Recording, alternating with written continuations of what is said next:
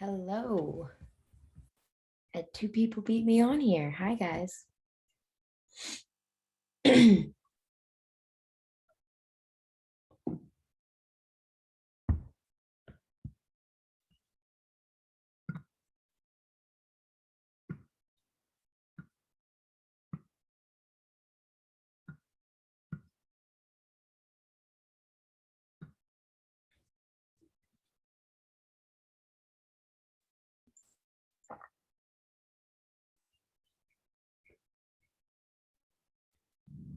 Yo. Bree, got your email. Sorry, I won't talk. I'm just here. Oh, I got to change my name. How are you? I'm good. How are you? So good to see you. Good to see you too, man. But I am going to mute myself because you were leading and I'm going to spotlight you for everybody, okay? Okay. There you go. But awesome. It's good to see you. Thank you. All right. Hey, everybody. We got a few people logging on. Awesome. I'll wait just a few minutes before I get started fully. I always have a few people that come in a few minutes late, and that's totally fine. I know it's kind of the start of the lunch hour. Maybe wherever you are. If you're not in Atlanta, at least in Atlanta it is. I'll have to apologize if I have a hoarse voice today. The allergies here in Georgia are kicking my butt right now. Really getting to me in my throat right now. But everything's good. Sorry if I sound weird. All right. Well, just to kind of go over what I'm talking about today, if you haven't been on here before, my name is Bree. I am the health coach at StrongSide. StrongSide works with EPM on a variety of different things in regarding wellness. So I come on here once a month to talk about topics that really affect all of us. I try and pick topics that make sense to everybody's life. So for example, I've done a few talks. If you haven't been on here before, I've done it on sleep and the importance of sleep and how it totally affects our bodies. And then I've also done talks on just your overall wellness and your metabolism. And if you were on here, my last call, I talked about gut love, and that's always my bottle rocket topic. So there are topics I just love to go off about and just give a bunch of information. In the past, I've done some like PowerPoints to go along with me as I go through my calls. But this time I wanted to mix it up. I didn't do a PowerPoint this time. I really wanted to be more conversational. And if at any point you do have a question or a comment, like you're more than welcome to just go ahead and put it in the chat. I have my chat box up. So if you ever wanted to put anything or have a question while I'm talking, please go ahead and interrupt me and let me know, because I'd love to answer questions. Or you're more than welcome to unmute yourself and talk to me as well. I wanted to be more engaging that way rather than just another person with a PowerPoint. But today, what I wanted to talk about is how to balance your blood sugars. And typically, that's not something we go around thinking about all day long.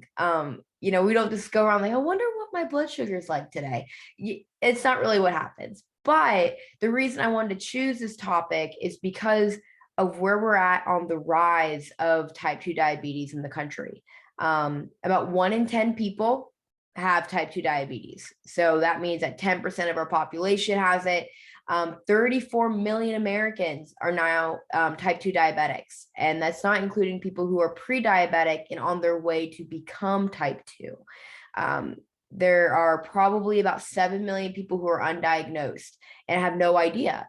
Like I said, we don't go around knowing like if our blood sugars are normal or not, unless we've been told by a doctor. So that's what I wanted to dive into today. Just natural ways of just healthier habits on how to prevent that.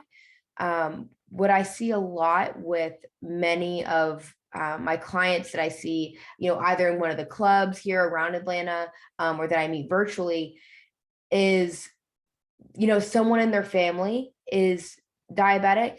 If they're type 2 diabetic, they go, oh, it runs in the family, it's inevitable. I'd rather just hold that off for as long as possible. But I know it's going to happen. And that's not the case.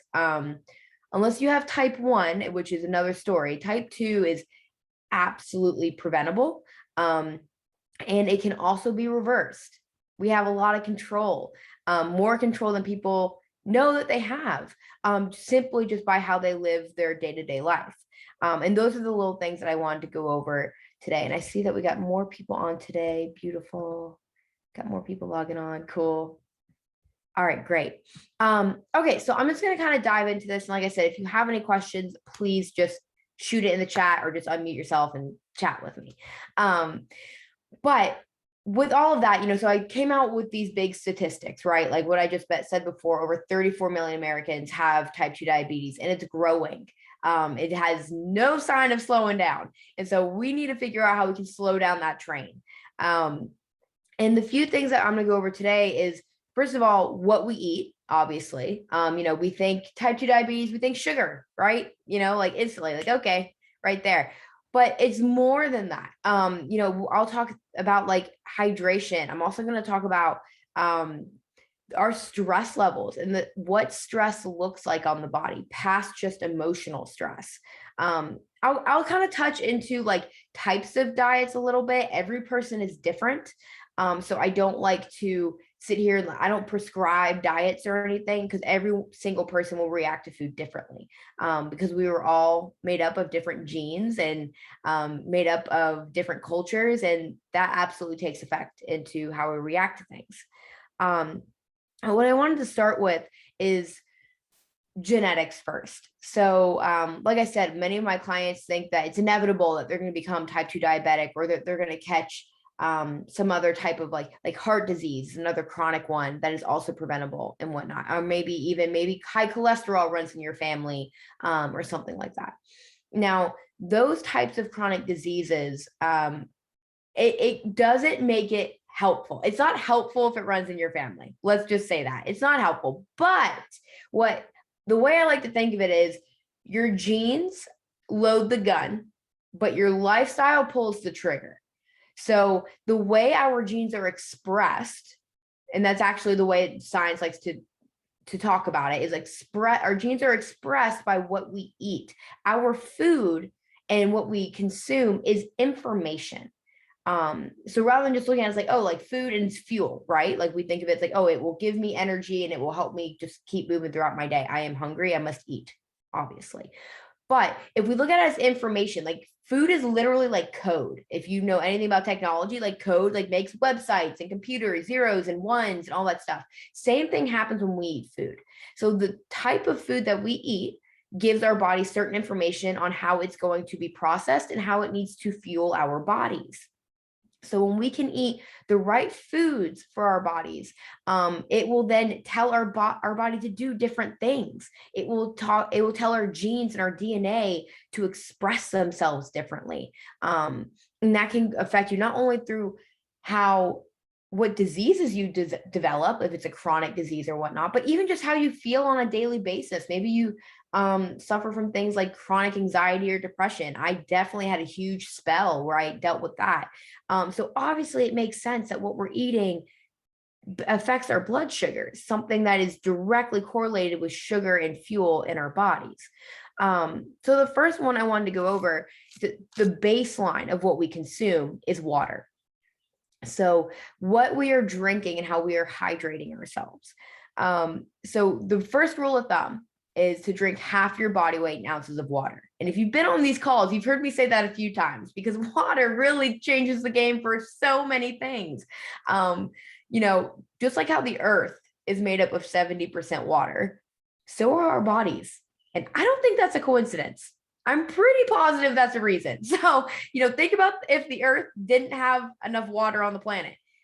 Probably wouldn't be Earth. It'd be Mars or something. I don't know. I don't know planets, but like it wouldn't be so happy of how we live on it right now. You think about a drought, when nothing really grows in a drought. So when we continue to hydrate ourselves, it helps things move fluidly through our bodies. So when we think about our blood, for example, when sugar is in our blood, it can become thicker or thinner. And so when we are able to hydrate with water, things move more fluidly when it's thinner, right? So when we were able to keep hydrating every day with half that body weight in ounces of water, everything can move swimmingly. I always I get really passionate about diabetes. My husband is a type 1 diabetic. So I see his blood sugars at a pretty constant level all the time. His is different where we can read his blood sugars on a monitor 24/7 through an app. It's very cool. Science is cool. But when his blood sugars run higher, I ask him 2 questions. Have you had enough water? It's usually no. And then he drinks more water. And then number 2, I ask him if he's moved at all today, because he also works from home. He has a desk job. And usually the answer is no. Questions. Ooh, yay. If we struggle to drink enough water, what tips do you have to get more fluids? Okay, good question, Marissa. So number 1, if you aren't used to drinking water in general, I always say just start with 1 glass of water a day. Truly, because like 1 glass of water a day is way better than 0. So if we can just start to build that habit of, like, let's say first thing in the morning, before you even drink your coffee or tea or whatever it may be, drinking 8 ounces of water in a glass. Just starting to build that habit so that your body starts to get used to it. What you'll start to notice is, 1, how it changes your digestive system for sure, for especially first thing in the morning, and you'll probably have more energy. So you may even have to you may even be able to back off of caffeine if you have to rely on that at all, when you are drinking more water. So also adding flavorings to your water is super helpful. Literally, if you can just cut a lemon in half and squeeze it in there, I can't even tell you what a punch that is of nutrients and antioxidants. So if you like different flavorings in your, sorry, my light is changing like crazy. Doesn't decide, the sun doesn't know what it wants to do. When you add different flavorings, like even if you put raspberries in there, cucumbers, whatever you like, to start adding flavors so that you can enjoy it. And starting to switch that out. Like, let's say if you rely on soda or diet soda, and that's usually a constant in your life. Switching out even 1 can for water can already be a huge improvement. So I highly recommend that. And now that we're on the topic of type 2, I know quite a bit of people, a lot of my clients are, and so they rely on diet soda. So diet soda, while it's better than regular soda in terms of how it doesn't affect your blood sugars, there are 0 proven studies to prove that diet soda helps you lose weight. None whatsoever. So, and the reason for that is that it actually still promotes insulin released into your body. Your brain's really smart. And so when it drinks a soda, it goes, that's sweet. I need to release insulin. And it still releases insulin into our bodies. So that's why diet soda really doesn't help us at all. So if you're looking at things like, if you drink things with artificial sugars in them, I encourage you to just start reading labels and take a look at what is in your products, first of all. And you'll notice in a lot of sodas and different drinks, companies add salt to it to make you thirstier so that you'll drink more of their product. So that's something to keep in mind as well. But otherwise, just bring it on home to water always. I always keep a water bottle at my desk constantly. This is 32 ounces. And I know when I'm empty, I have to drink 4 to 5 of these a day. I know that for me.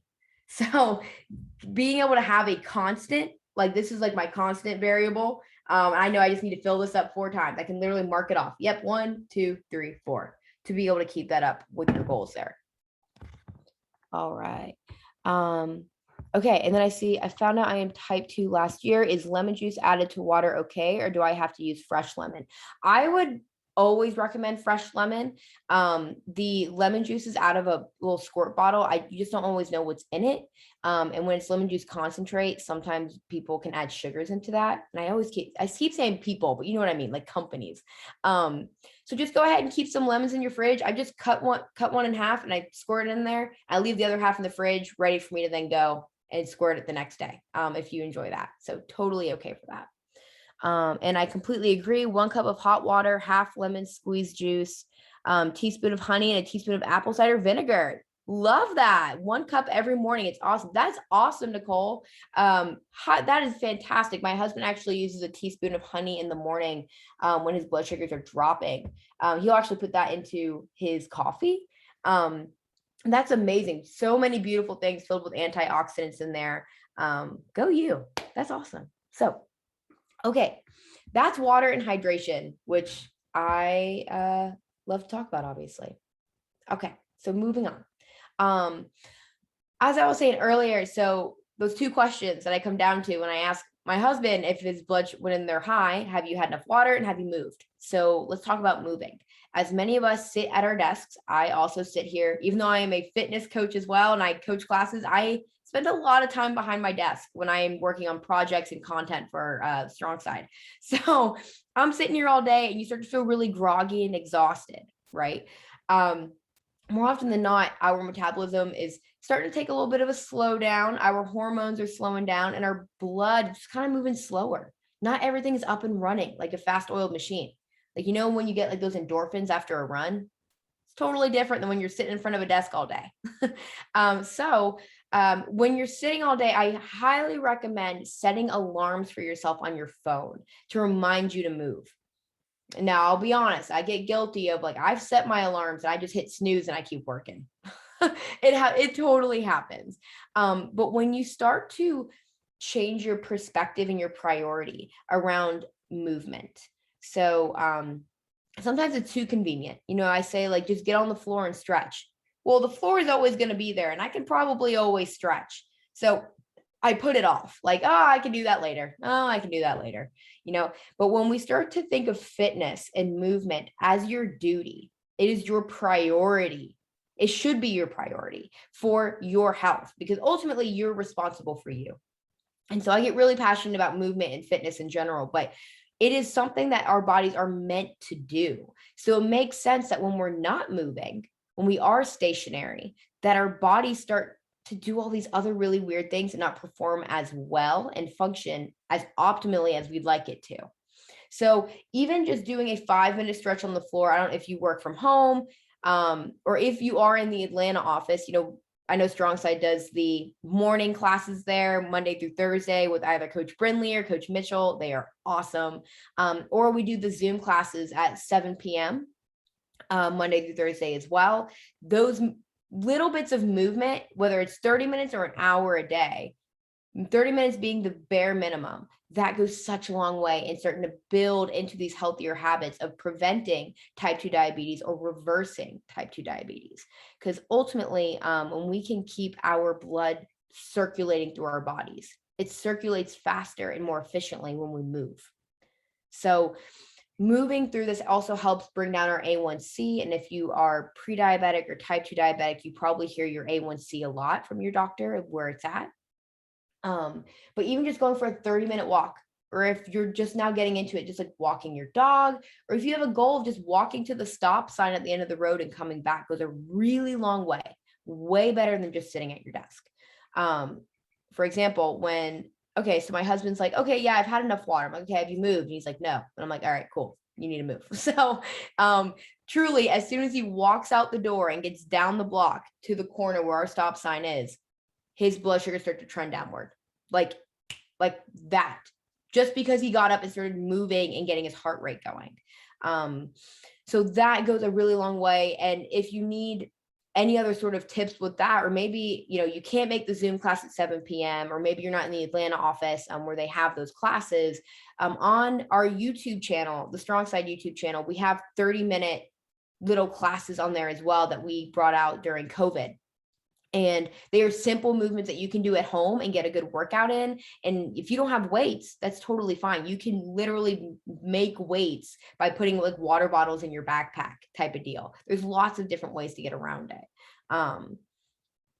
Another question. Yes. Can your body feel like you have had too much water? Sometimes I feel like I drink too much water. LOL.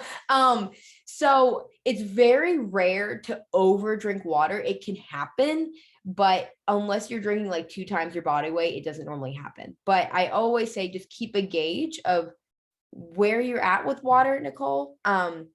So like I said, half your body weight in ounces of water, especially during the winter time, but as it starts to get warmer out, you may have to drink a little bit more as we're sweating and things are getting gross. And especially if you're exercising. So sitting around that goal, 10 ounces or so around that half body weight, will really do a good job for you. Okay. So movement and water. Great. So let's move on and talk about food, because obviously it has a big deal here. So I have a phrase that I love to use. And when you're eating food, you need to ask yourself, what I'm eating, did it come from the ground or did it once have a mother? As gruesome as it sounds, it's really helpful to keep in mind. So, because when you look at your food, so processed food is anything that comes from a box or a bag on the shelf. It has been processed through in a plant, a machine, or something else that's out there. And when we are eating foods that are whole foods, there's a reason why that store is called Whole Foods. When we are sitting around those types of foods, and that's the information that we're giving our bodies to read. It's very different than when we crack open a box of crackers. It reads very differently in our bodies. It's because what whole foods have is quality protein.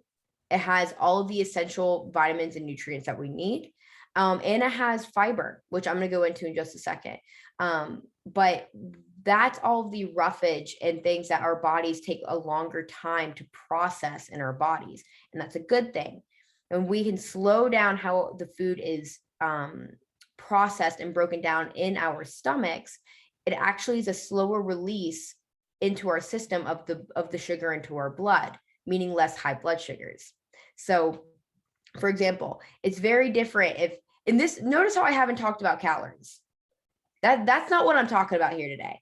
Calories more often than not, it's not about eating too much. It's about eating too much of the wrong food and eating more of the right food. You could eat 3,000 calories of Chick-fil-A or McDonald's or something, but then 3,000 calories of like broccoli and chicken and kale and pork or something else. Very different information that we're putting into our bodies. Our bodies will respond very differently.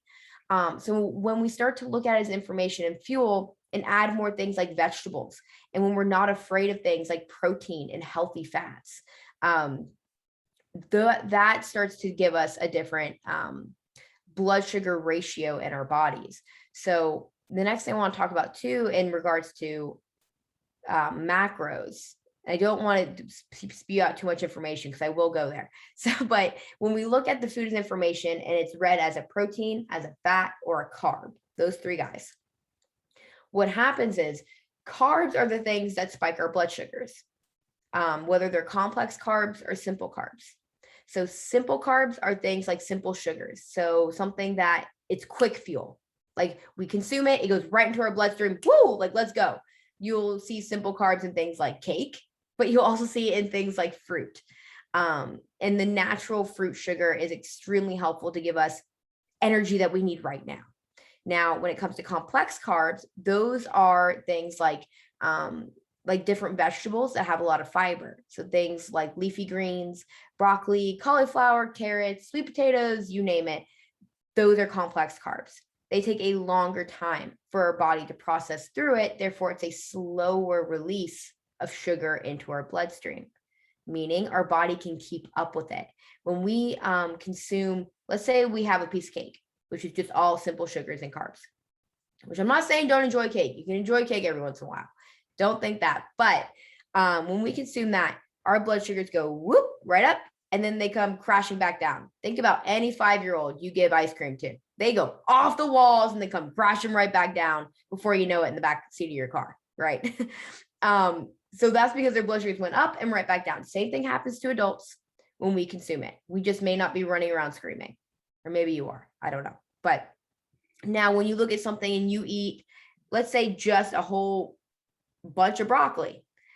Broccoli has a bunch of nutrients and a bunch of fiber. Fiber is what slows down that release in our bodies. And when I say fiber too, everyone's like, ooh, wait, fiber one bars? No, fiber one bars are processed foods with a bunch of other additives into it. So just go to things like, did it come from the ground or did it have a mother? Those are the things we need to think about. That's the information we need to consume here. So when we look at carbs, and let's say you just eat like a bunch of fruit, for example, you're way better off eating fruit with those simple sugars. But if we're talking about prevention of diabetes and prevention of being pre-diabetic, here's a little secret tip for you. Never eat your carbs naked. And I'm not talking about your clothes. I'm talking about your food. So when you have just a carb in front of you, let's say it's strawberries, okay? you are way better off pairing that with something like peanut butter. All right, because peanut butter has protein and fat. That slows down the release of the sugar into our bloodstream, and that will help avoid those giant spikes. So if I were to just eat an orange, my blood sugar would go up and come back down. While it's a much better choice, it still reacts the same way in our bodies. Now, if I were to pair strawberries with peanut butter, for example, like let's say I had a piece of toast and strawberries and peanut butter, that release is going to be much slower. It's going to be like a rolling hill instead. It will rise, but that's okay because it's not nearly as much of a crash where we can't recover from it later. And all those big spikes and crashes are what really stresses our body out to try and keep up in the release of insulin. And I know it sounds like a whole bunch of stuff, but all I need you to remember is how you're viewing food as that information, and remembering to pair your carbs with a protein and a fat through snacks, through meals, whatever it may be. You're going to be able to maintain and control those blood sugar levels. Ari said, normally my sugar is low. What do you recommend when exercising? Okay, that's a great question.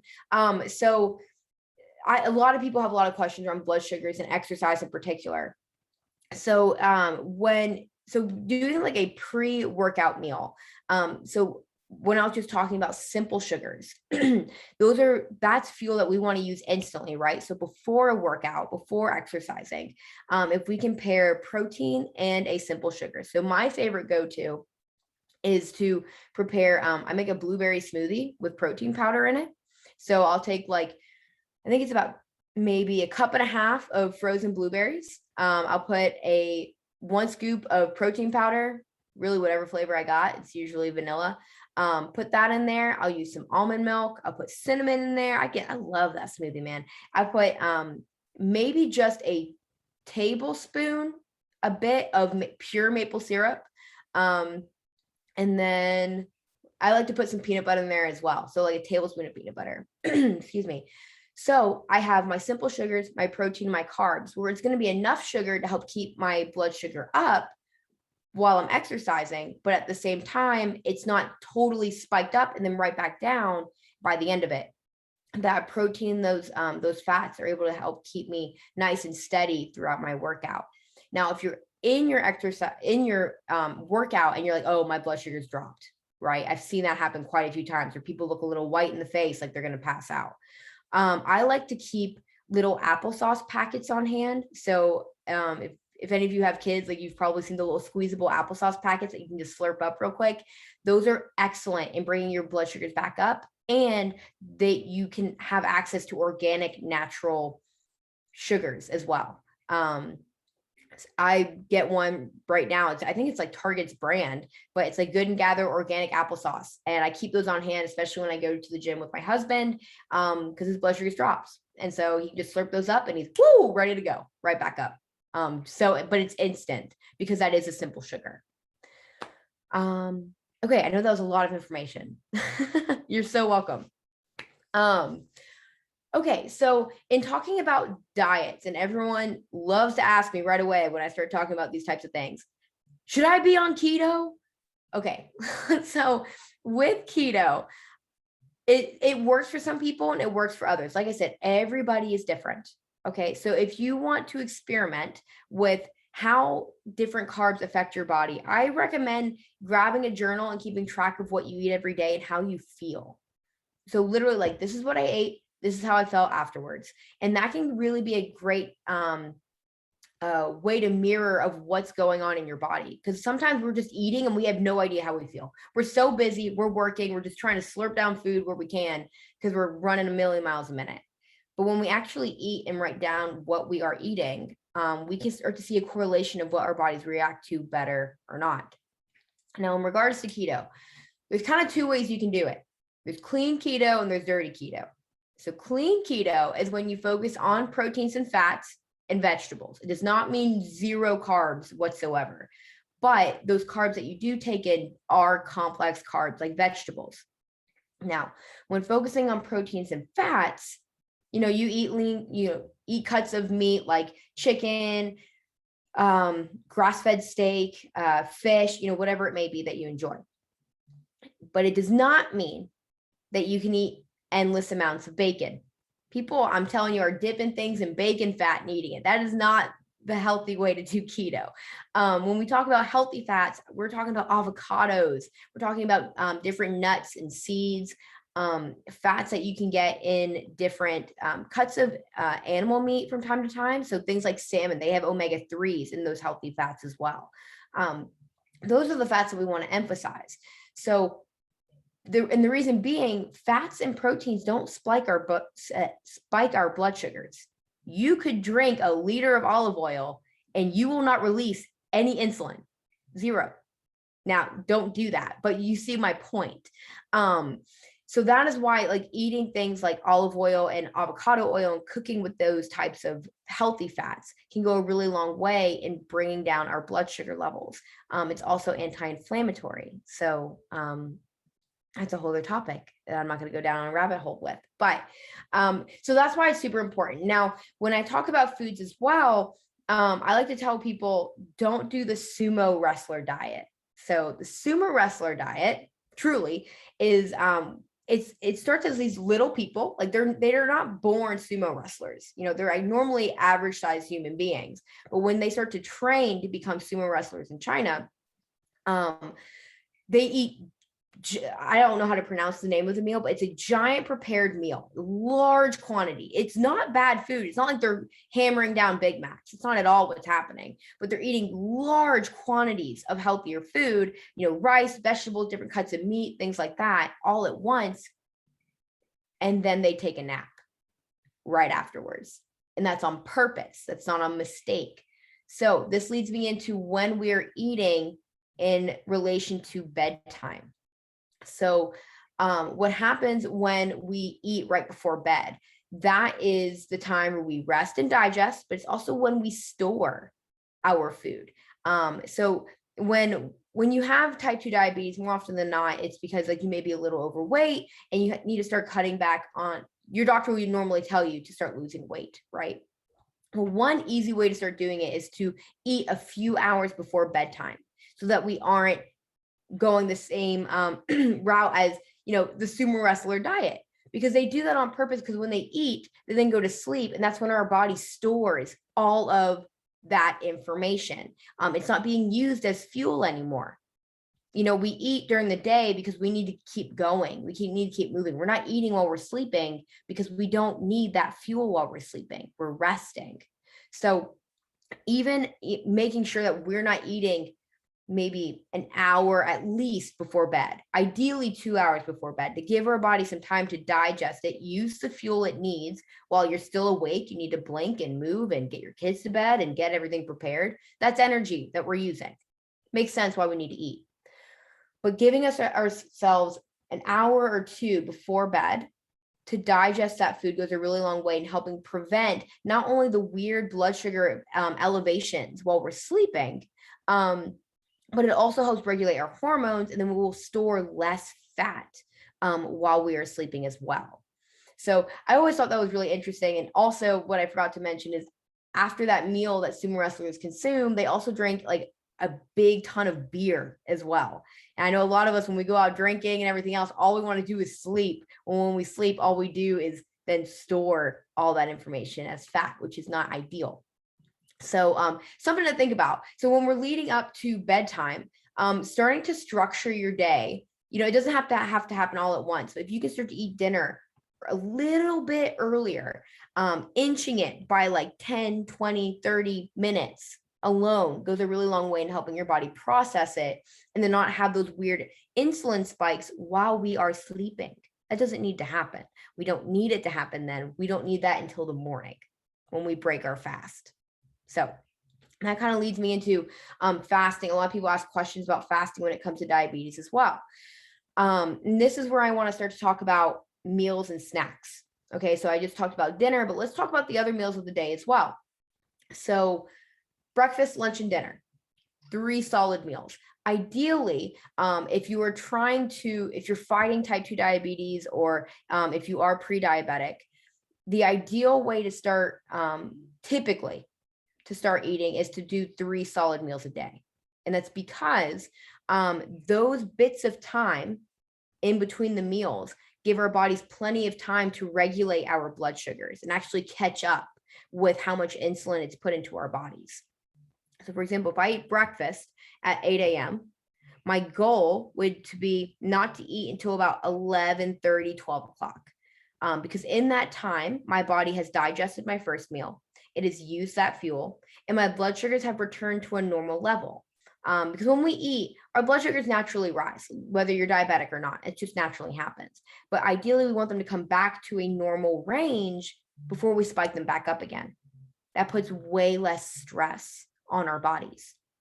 So spacing out that time is extremely helpful. But let's say you're like starving. You're like, I can't make it to dinner. Okay, that's fine. Let's just go ahead and prepare snacks that are ideal. So if you remember earlier, I was talking about protein and fats. They don't spike our blood sugars. So having little things prepared, like having nuts prepared as a snack, or, something with any sort of nut butter. So even if you have, like, let's say, a piece of toast with some almond butter on it or peanut butter on it, that's extremely helpful in having like a complex carb when you use a quality bread. My favorite is Dave's Killer Bread. He's my jam, with peanut butter on it. That can help you get through the day, or maybe even if you can do like any sort of veggies with hummus, that's a great one as well. Beef jerky is my jam. It's so helpful because you don't have to refrigerate it. You can just take it on the go. And you don't have to think twice about it. That's some protein that can help keep you full until you get to the next meal, and it won't spike your blood sugars. So that's extremely helpful. Remember, if y'all have any questions on that, I know I run really quickly, but you are, thanks, Blaine. You're amazing. Thank you so much. I'll see you soon. What foods or remedies would you recommend for someone with a fatty liver not brought on from alcohol? Great question. So this is something that we're seeing more often in our country now, with fatty liver disease. So again, it's not necessarily like the whole idea of like fat makes you fat has been dubbed untrue. So focusing again on foods like those healthy fats like avocados, olive oil, avocado oil, nuts, seeds, things with omega-3s. So things like salmon, tuna, any sort of like fatty fish in that way is extremely helpful. Now, your doctor should be able to give you some guidance along what is best for you in particular. But typically what we see, one of my favorite things that I really like to talk about, and if you're on my gut health talk, I talked about this, but kombucha is showing incredible things for fatty liver disease. So in the tests that they're doing, if you don't know what kombucha is, it's fermented tea and it has natural probiotics in it. And kombucha can actually help detox your liver by up to 70%. Which is incredible and extremely helpful in making sure that we don't have fat buildup around the liver. So my favorite kombucha brand is called GT's Synergy. You can find it at about any grocery store. That is my jam. And if you're going to try it, go ahead and get yourself a little cocktail glass, pour half the bottle in there and sip on it. Don't drink it straight from the bottle because then you'll never come back on my call ever. It doesn't smell good and I don't, so I'm just going to be very honest with you, but pouring it into a little glass and it looks like you have a cute cocktail and you can enjoy it and sip on it that way. But that helps not only our gut microbiome, all the healthy bacteria in there, but it helps detox our liver. Now, making sure you're extremely hydrated and obviously staying away from alcohol is going to be very helpful as well. But these types of things, the cool thing about what I'm talking about today, like these healthier habits, applies to almost all chronic diseases, or anything like that, because it's just healthier lifestyles. It's the baseline of what makes a healthy human. There's no secret trick. I'm not talking about any secret magic vitamin or pill. It's truly just getting back to our basics of how we were meant to eat and the way we were meant to move. So all of these will be extremely helpful for you. But if you have more direct, specific questions, your doctor would definitely have resources, I would hope. Just reach out to them and they can be more specific for you. Now, as I move forward through this, I talked a lot about food and everything. One thing I didn't talk about is stress. I talked about stress on the body, but we all have emotional stress. And this is one of my favorite topics that I've mentioned a few times on here as well, because you're all working professionals. And so I don't know anybody who doesn't have emotional stress in their life. And so the reason I bring up stress when it comes to blood sugar levels is, I have quite a few family members who are type 2 diabetic as well. And even when they start to change their food, maybe they're starting to move a little bit, their stress levels remain the same. They don't have any sort of management techniques. They don't have any hobbies. They have no release or outlet to help manage their stress. And more often than not, they're holding their breath. Like they're just holding their breath all the time, and they talk like this and they don't even breathe, and they go until they don't have breath anymore. Like truly, they have forgotten how to breathe. And I bring that up because their A1Cs actually have been ticking upwards because they have no sort of management around their stress level. And no, and there's a variety of different ways, obviously, of how you can manage your own stress, because we're all different and we enjoy different things relax us. For example, like my stress reliever is when I go for a walk. Like if I just go outside and walk and be with my own thoughts, even for 10 minutes, I can be brought back down. But many of us, when we're working and we're moving so quickly, we're just trying to eat food anywhere that we can because we're starving and we have to keep going. When we eat in that stressed state, our blood sugars are already going to be naturally higher. So that stress hormone, cortisol, I'm sure y'all have heard that term before. Our cortisol levels naturally will ride high when we have emotional stress. When there's a problem, there's an issue, no matter what it is, whether it's extreme or not. It could be a passive aggressive email, or maybe your kid just drew all over the walls. Or now you have to go get gas and you're stuck in traffic and you have to pull over. Like whatever the stress is, our cortisol levels naturally start to rise. What that does is that our blood sugars will start to stay high. They have a really hard time coming back down. So with that, as woo-woo as it sounds, and I know many people will roll their eyes, but actually taking time to breathe, it goes an insane way. So it literally will change the physiology and your body chemistry. So it's called the Take 5 exercise. So truly, if you just sit and you take 5 breaths, so in through your nose, out through the mouth, you do that 5 times, you will actually not only lower your blood sugars, but you will literally lower your hormone levels, your cortisol levels, and bring them back into balance. It's insane. And what happens then, if we can then breathe, so oftentimes, like when people sit down to dinner, sometimes people will say grace, like they'll say a little prayer or something. But even if your jam can then be breathing 5 times before you eat, you will then better absorb your food. When we're stressed out, our body's in a stressed state and will not absorb our food correctly. You won't be absorbing the nutrients you're eating, even though you're eating a gorgeous meal that you chopped and prepped and all the organic things or whatever. If you're stressed out, you are not getting the full advantage and absorption that you could if you were not in a stress state. So even taking those 5 breaths can bring you back into a stable level. Now, when we have high stress jobs, I'm not telling anyone if you're stressed out, don't go up and quit. That's not what I'm saying, but you have to find that release somewhere, no matter what it is for you. Having that release in getting your thoughts out on a piece of paper, like a journal, or maybe it is just going for a walk, or it's just some hobby or switch for you at the end of the day where it's like, okay, it's now my responsibility to bring my stress levels back into control. And so those are little things that can start to go a long way in bringing down our A1C. And I say A1C because my A1C was 12.8 in January after many lifestyle changes and taking a pill 2 times a day. My A1C now sits at 6.3. My goal is 5.7 over the next few months. Is working out with light weights and cardio going to benefit me? Yes. First of all, congratulations in literally cutting your A1C in half in a year. That's unbelievable. Since 2021. That's amazing. Yes. So keep up those lifestyle habits. Incredible work. And then light cardio and weights are going to be very helpful. And I'm glad that you brought up weights. Sorry, y'all, I'm jumping around, but this is all just going into those lifestyle habits. Because even with working out, like that's one of my stress relievers. Using weights in particular, we are able to then build more muscle. And when we build more muscle, we are actually we're going to have more stable blood sugars as well, because having more muscle actually boosts our metabolism, because it takes more energy to keep the muscle there.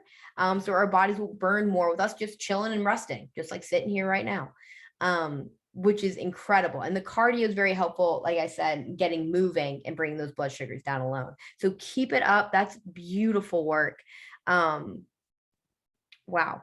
So anyway, moving on. I totally lost my train of thought because that's incredible. That gets me really excited. So where was I? I was talking about stress relievers. So get creative. It can be whatever you want. And many of us as adults forget to have hobbies. We work and, we're married, we have dogs, we have children, we have a lot of things that are very demanding of us. But ultimately, what I really encourage you to do is remember that it is your responsibility to take care of you, and you are a prized possession. And it is your responsibility to take care of yourself when it comes to these things, to making sure that you are eating well and that you can have those stress relievers, because you deserve to have an outlet to bring those stress levels back down. No matter how stressful your job is, and maybe you love your job, and a lot of us are tied to our jobs because it provides for our families, but you have to find something to be that release and outlet. And I encourage you every day, or at least something to look forward to. Maybe it's 3 times a week. Something that is going to keep you going, to remember, like, okay, I have an outlet. I can release this. I can have me time for 30 minutes, just 30 minutes out of your 24 hours. So extremely helpful. It is 12:47. I always like to leave time for just open questions, whether you want to type it out, or you can unmute yourself and talk to me. That's cool too. But whatever is very helpful for you, I'd love to be able to answer anything that I can. I used to go to the gym at 9 p.m. to 10:30 p.m. Wow, due to my work schedule. Nights always worked best. Due to COVID, I haven't been to the gym in 19 months. Just got green light to go back. The doctor recommends working out earlier in the day. Do you agree? I was 250 pounds in 2020. Now I am 280. Wow. So let me see here. Okay. First of all, go you for still getting in the work regardless of time. 9 p.m., 10:30 p.m., I am already asleep for 2 hours by that time. So go you. Working out in the morning can set your day. Oh yeah, not you. Okay. Yeah. I am just totally a morning person. So it's interesting that your doctor recommended working out earlier in the day. And I think that maybe if you were having issues with sleep, oftentimes if we work out in the evening, it changes our hormones a little differently.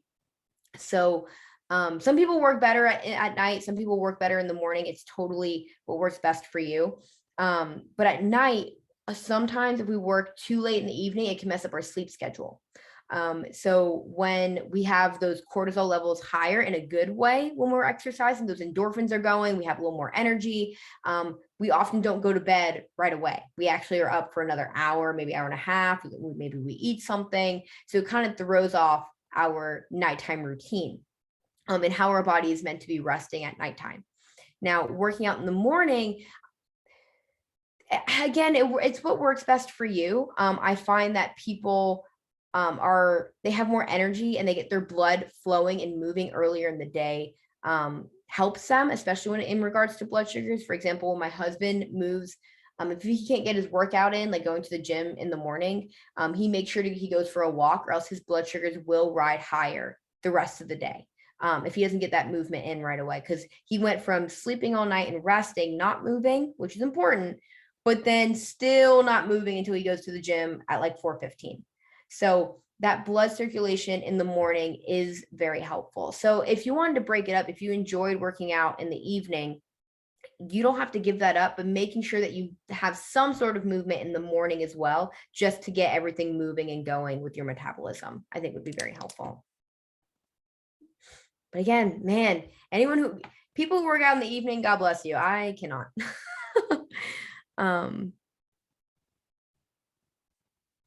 Yeah. Okay. So fasting real quick, I'll touch on that for sure.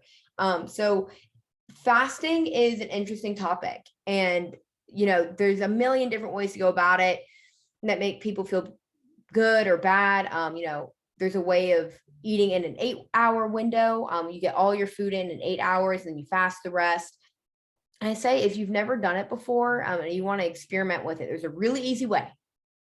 So just keep track of what time you ate dinner at night and then count 12 hours into the next day. So if you ate dinner at 7 p.m., don't eat breakfast until 7 a.m.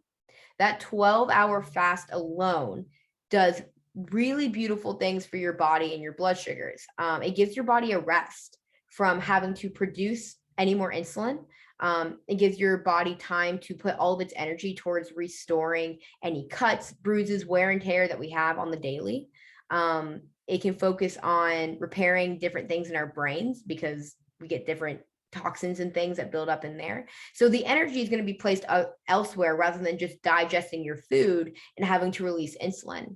So a 12-hour fast, just starting from dinner to then breakfast, is really helpful. And you'll find that you may even have more energy when you fast. And again, that's because your body's not using all of its energy to constantly digest food around the clock. Our stomachs aren't meant to have food in it constantly. Our bodies were, they evolved to be able to live through scarcity as cavemen. We weren't guaranteed a meal. We couldn't go down to Publix real quick and grab a cheeseburger or something. That didn't happen. We weren't guaranteed. So it was used to being able to survive through fasting, whether it was accidental or not. We weren't purposely fasting back then. So that is the way our body evolved in the first place. So those restful moments, being kind of food out of the tank for a moment to give our body time to catch up with us, can make us have more energy and definitely start to regulate our blood sugars more because less insulin is involved. Is it true that our bodies create more sugar when we are about to wake up in the morning? Okay, great question. So that is called the dawn effect. And so my husband dealt with that for a really long time. It's a tricky thing. So what's the dawn effect is, if you struggle with blood sugar issues in general, let's say you ate dinner and then in the morning, like let's say you haven't eaten for 8 hours or so, and you slept well, you slept fine. In the morning, your blood sugars are higher and they're starting to rise. More often than not, that's because it's a survival warning, where our body will start to find any stored sugar in our bodies, and take it out of the storage and start to rise for our blood sugars, to not only wake us up with the sun, hence like the dawn effect, but to get us going as if like there's an emergency, or like we have to get up and get moving and away from danger. And a way to start moving around that is to play around with the food that you eat before, that you're eating before bed. And if you are, it's different when you have type 1, because you have a constant array of insulin. But if you're type 2, it'd be interesting to start playing with when you are taking your insulin during the day. And your doctor can definitely be more specific about that with you, especially if you have an endocrinologist. My husband's endo was very helpful in helping us start to mitigate through that. But yes, it is true. And it's very interesting. It's just a matter of our bodies. It's a survival mechanism.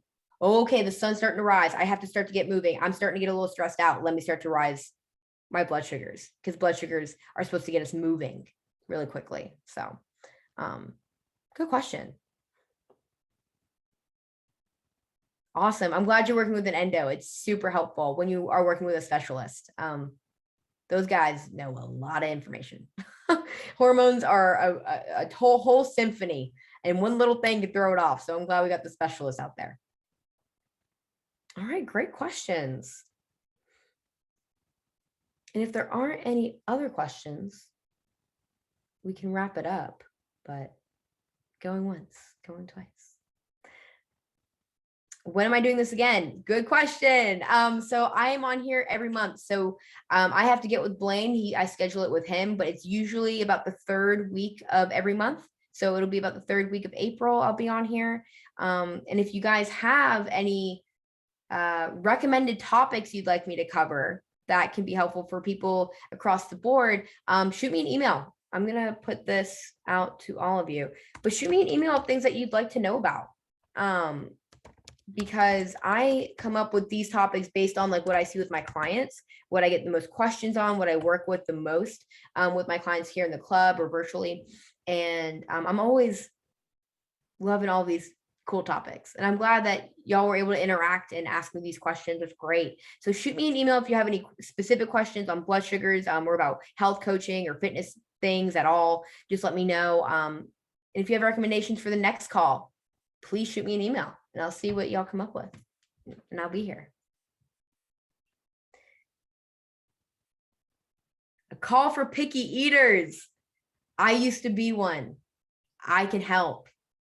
I'm writing it down right now because that's actually a good point. Picky eaters. Boom. All right. Thank you all so much. You guys are awesome. I really appreciate you all for coming on here today. Have a beautiful rest of your Wednesday, and I'll see you next month. All right. Bye, y'all.